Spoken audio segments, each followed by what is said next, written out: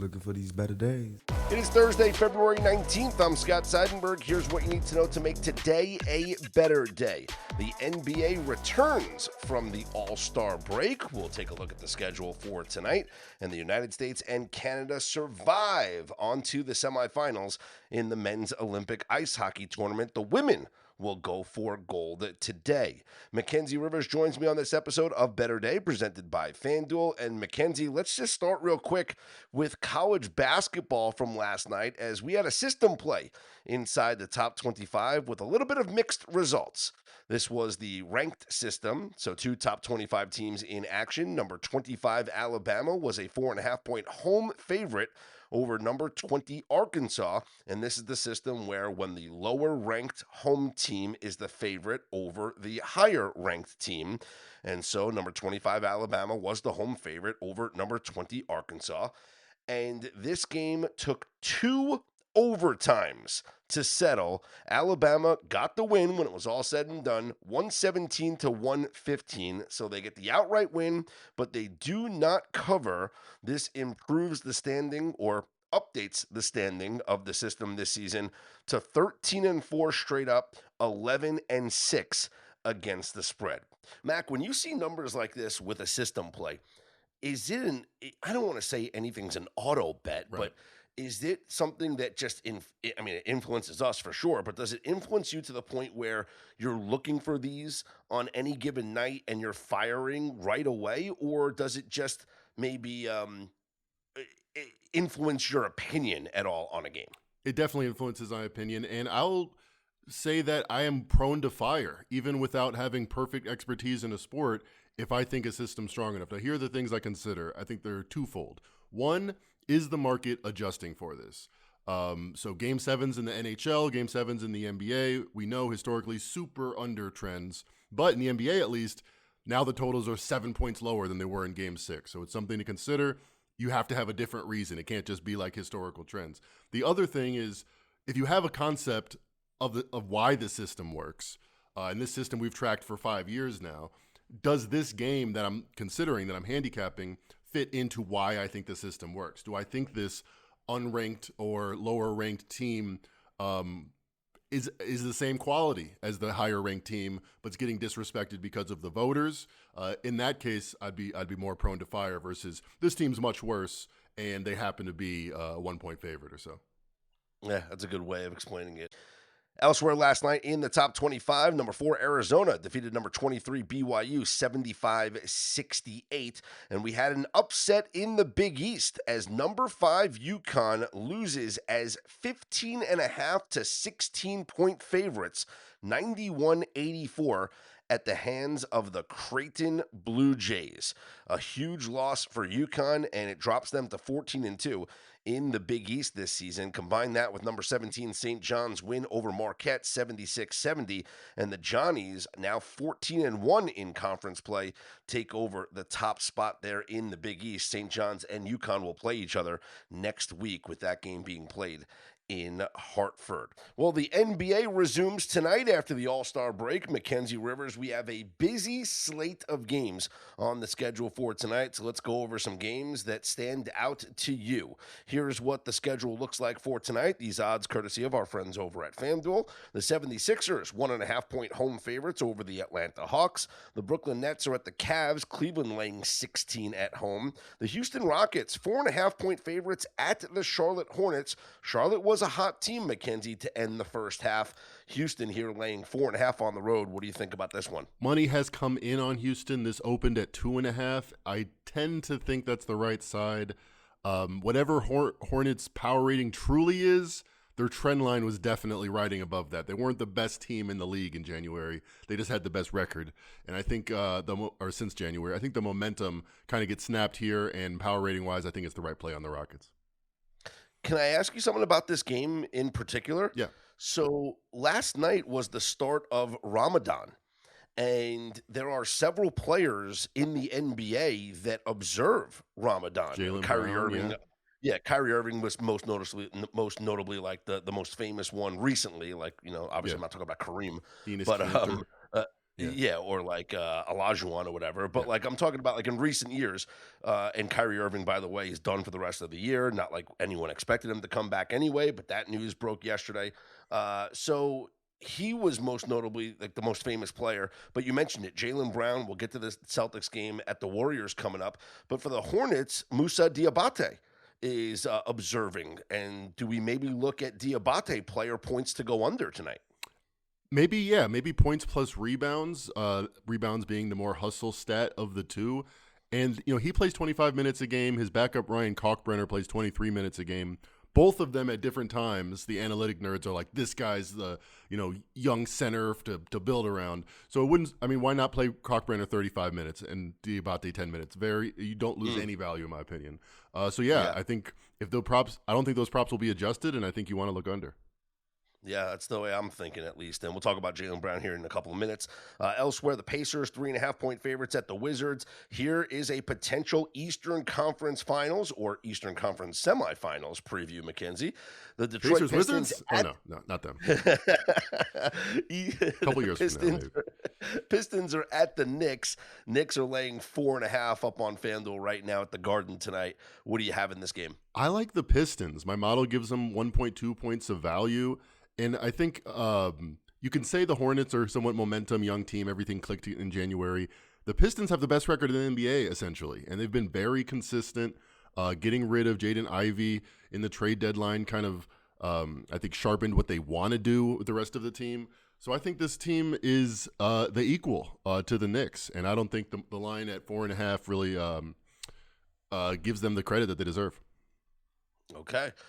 Moving on, let's talk about the Raptors at the Bulls. Toronto laying 5.5 on the road. The Suns visit the Spurs. San Antonio 7.5-point favorites. Magic are at the Kings. Orlando laying 9 on the road. The Celtics 5.5-point favorites at the Warriors. And Jaylen Brown also observing Ramadan. Is this a game where you might want to fade Jaylen Brown tonight? I think yes. I think Ramadan will take more of an effect later on, but it's definitely an effect day one as well. And Jaylen Brown only averages 19 points per game in his career, only had 17 the last time out versus the Warriors last year. So I think it's a low total. Total's going down. I don't think that's where they want to attack with Jaylen Brown versus the Warriors. So player prop under makes sense to me. The game under I also like.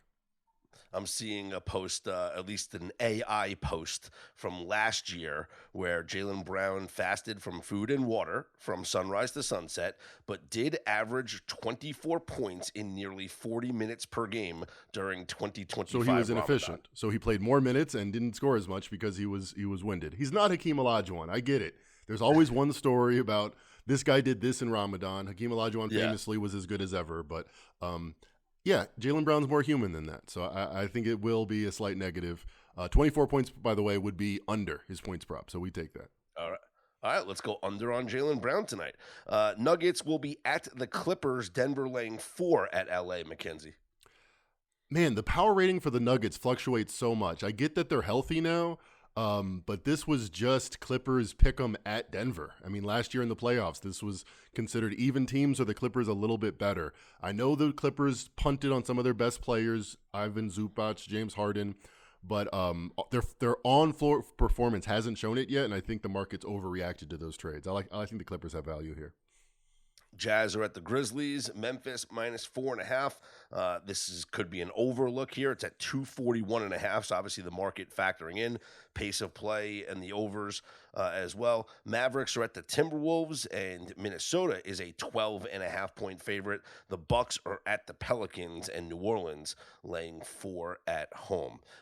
Elsewhere, we know that I believe Joel Embiid is not going to play for the 76ers. So I should have mentioned that earlier, but the Sixers 1.5-point favorites up on FanDuel against the Hawks Curry's tonight. Still out for the Warriors, so that's why Curry's the total keeps dropping. Warriors, yep. So no Embiid tonight. Do you have Any preference, Mackenzie, when you look at post All-Star game trends or maybe in the first games post All-Star game? Is there anything that you look to bet? I know we talked about how to bet the tanking teams Yeah. after post All-Star game, but is there anything in like the team's first or second games back that you look for? Yeah, since 2021, 42% only overs, or another way to say it, 58% unders. It kind of makes sense. Basketball is a game of rhythm. They've been on beaches and catching up with their families or whatever they've been doing. They're going to be slightly out of rhythm. So normal pace, a little less efficient. Under makes sense to me.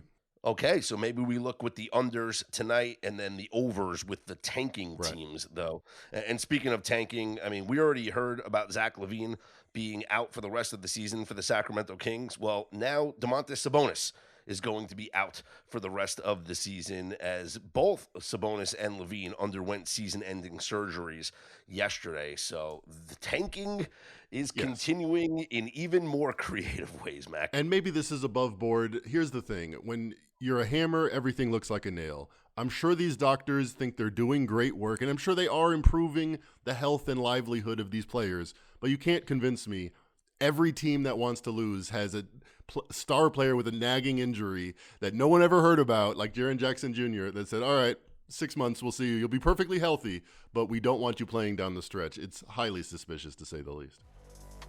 Highly suspicious, but effective. Want to know why betting the winter games on FanDuel makes sense? From game lines to medal counts to finding your angle on the events you care about most, FanDuel gives you more ways to stay connected to the action. The winter games are on, and there's no better way to follow them than with a bet on FanDuel. Curling matches that start slow and somehow get tense fast. Speed skating decided by inches. Hockey games that feel different from the opening face-off, and so much more. FanDuel, play your game. Must be 21 or over and present in select states.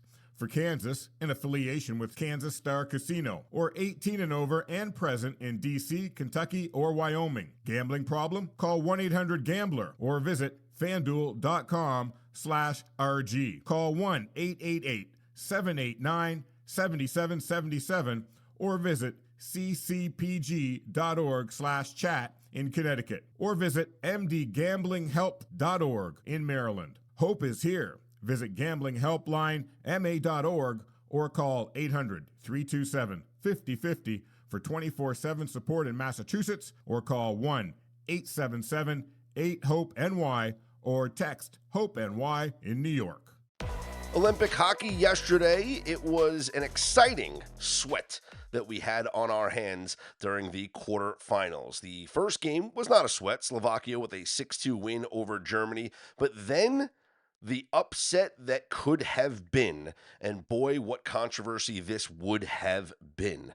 Canada comes from behind to defeat Czechia in overtime 4-3. But my goodness, what a game this turned out to be. So Czechia took a 2-1 lead into the first intermission. Sidney Crosby gets hurt in the first period, does not return to the game. And in the second period, I got to be honest, Mac, watching Canada play with the urgency because they were trailing by 1, it was scary. Like, I was thinking, man, not only is there no chance they lose this game, and we gave out a live play to Better Day Premium members on a Canada-United States money line parlay when Canada was down 2-1. They tied the game at 2, and then they had opportunities to take the lead, but they didn't. They go into the third period tied at 2, and in the third period, there is a sequence where if Canada would have lost this game, this would have been the biggest controversy, the biggest story in international hockey. Czechia, at one point, when Canada has the puck in the offensive zone, has 6 players on the ice. Now, normally, that whistle is blown, the play is stopped, it is a penalty for too many men on the ice. Canada would go to the power play with the game tied at 2, but that's not what happened. The refs didn't notice it. They did not blow the whistle. A Canada shot was then blocked, leading to a 2-on-1 for Czechia, where Andre Palat scored the go-ahead goal to give the Czechs a 3-2 lead. And the most hilarious part about this play was when they're celebrating the goal, there's 6 players hugging in the circle, celebrating with each other. And the refs, they completely missed this. Canada would wind up tying the game thanks to a great individual effort by Nick Suzuki late in the third period. He gets the deflection after an incredible job on the forecheck. Canada ties the game at 3. They skate into overtime where it was a 3-on-3 overtime. And Mitch Marner, a minute 22 into overtime, scores the game winner. Canada wins 4-3. But my goodness, if Canada would have lost that game, the controversy that would have followed with the refs missing that blatant too many men on the ice call. I mean, could you imagine if that happened in like a Stanley Cup final or a game 7 of the Stanley Cup playoffs? I mean, unbelievable stuff. But Canada survives to win 4-3. Also going into overtime was Finland and Switzerland. The Swiss took a 2-0 lead over Finland going into the third period, where Finland scored twice, including with about a minute left in the game to tie it, and Finland won in overtime. Arturi Lehkonen with the game winner, 3:23 into overtime. And then the U.S. and Sweden was one of the best games that I've watched hockey-wise in a long time. And not many people realize that Sweden, along with the United States and Canada, every single player on that roster is in the NHL. Like, those are the 3 teams in this tournament where every single player is in the NHL. Jacob Markstrom was great in net. The U.S. took a 1-0 lead thanks to a Dylan Larkin goal in the second period. And then with the extra attacker on, with under 90 seconds or so left, Mika Zibanejad ties the game. As a Ranger fan, I'm like, go Mika. But Mika Zibanejad ties the game, and they skate into overtime where Quinn Hughes scores the game winner for the United States, 3:27 into the overtime period. I was holding my breath the entire overtime. 3-on-3 overtime, as exciting as it is, it's nerve-wracking. I would prefer that in the Olympics, kind of like we do in the Stanley Cup playoffs, they just play 5-on-5, and just keep going until there's a winner. But 3-on-3 for 10 minutes, and then you go to a shootout. That's how they're doing this here in the Olympics. The game can end just on a whim in 3-on-3. And it's just about possession. It's about picking your spots, your opportunities to have your 2-on-1s. This was just a great play where Quinn Hughes skated to the middle of the ice and found the lane and fired one past Jacob Markstrom. So the top 4 seeds, even though it was a sweat, do advance to the semifinals, where it will be tomorrow. Canada taking on Finland, the United States taking on Slovakia, both the United States and Canada -2.5 on the puck lines. Both games are totaled at 5.5. And I'll be honest, probably the way that I'm going to play the Slovakia-US game is similar to the way that I played the US-Sweden game, and that is with the Slovakia team total to go under. Connor Hellebuck has been incredible in this tournament, and the U.S. blue line is so elite with Quinn Hughes and others that I can't see them giving up two or three goals. Like maybe 2, that's it. So Slovakia, 2.5 to the under. That's not out as we're recording this pod, but we'll see when the sports books start to populate with the team totals for tomorrow's games. That's the way I would go, is a Slovakia under. We do have a game today that is the U.S. women going for gold against Canada, where the line is now up to the U.S. women -2.5. We've already got this in pocket, but we gave it out to Better Day Insider and Premium members 2 days ago. The United States -1.5 at -150. Now it's -2.5. That's why it pays to be a Better Day Insider or Premium member. Click on the link on our homepage at betterday.com. Find out how you can elevate your betting game by becoming a Better Day Insider or Premium member, or you can just sign up for free and get access to our daily newsletter. The link is also on our homepage at betterday.com. And as much as, I talked about how the preliminary round games historically between the U.S. and Canada have gone under while the championship games have gone over, this U.S. shutout streak is too much to want to invest in an over in this game. So maybe play a Canada team total to go under, or just play the United States on the puck line. But we're rooting for the U.S. women. They're the better team. They've been the better team the whole tournament, and they should win this game today. Also today, we're going to be tracking all the golf for this weekend. Genesis Invitational gets underway. Scotty Scheffler is the overwhelming favorite up on FanDuel right now. Scotty Scheffler, what do we say about these odds? Like, we used to say this with Tiger Woods. Like, these are Tiger odds. Like, these are now Scotty odds. Up on FanDuel, Scotty Scheffler plus 300 to win the Genesis Invitational. The second favorite, Rory McIlroy, plus 1,100. So look at that gap between Scotty Scheffler and Rory McIlroy up on FanDuel right now, plus 300, plus 1,100. But we'll keep an eye on this throughout the weekend, see if there's any bets that we'd like to place here for the golf coming up at Riviera in LA, where it's going to be cold, going to be wet, and should be fun to watch there as one of the prestigious events, one of the marquee events to end the West Coast swing there in the PGA. Once again, make sure you head to betterday.com. You can follow us on social media as well. For Mackenzie Rivers, I'm Scott Seidenberg. Here's hoping you make today and every day a better day.